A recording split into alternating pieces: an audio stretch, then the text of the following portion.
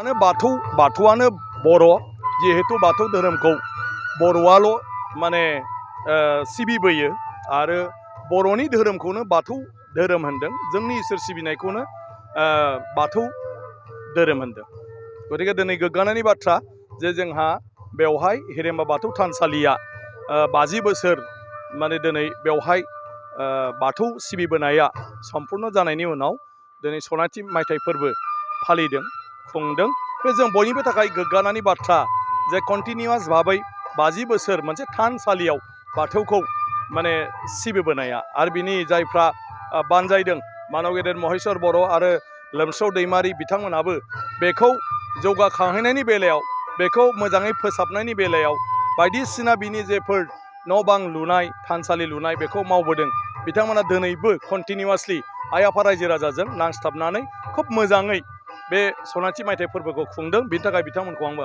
साबायखर बावदों। माखासे माने लेखा गोरोंफोरा खिन्थु टाउन सहराव थांनानै खिन्थु गावनि धोरोमखौ बावगारलाङो मानि थाखाय बावाखै बिसोरबो गियो न' सिङाव खुलुमो बिसोरबो दा लासै दा बहुद सोलायबाय बयबो नाथाय फ्लेटआवथ' सिजौ दंफां बाथौ दुमनायनि जायगा गैया गतिके राहा गैया नाथाय आं सानो बिथांमोनाबो दा गासिबो न' सिङाव सिजौ दंफांनि माबाखौ लानानैब्लाबो मा होनो फट'खौ लानानैब्लाबो बा फिसायै माबा मोनसे सिम्बल लानानैब्लाबो बिथांमोनाबो दा खुलुमो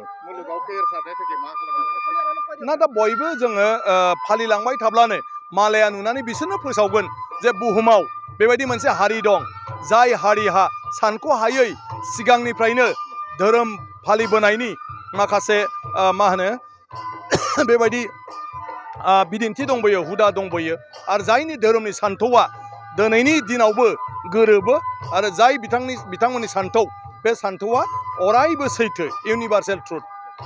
नोंथाङा सानाय सुनाय बेरामनि जेंनायाव गोग्लैदों नामा?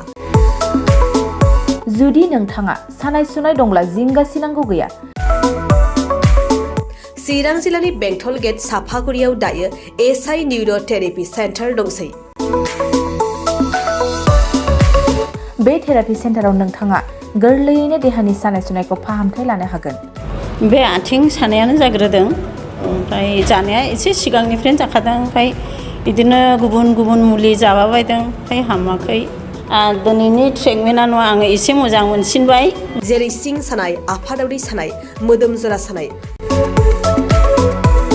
आइजोफोरनि जेंना खर' सानाय बायदि बेरामखौ फाहामनाय जायो।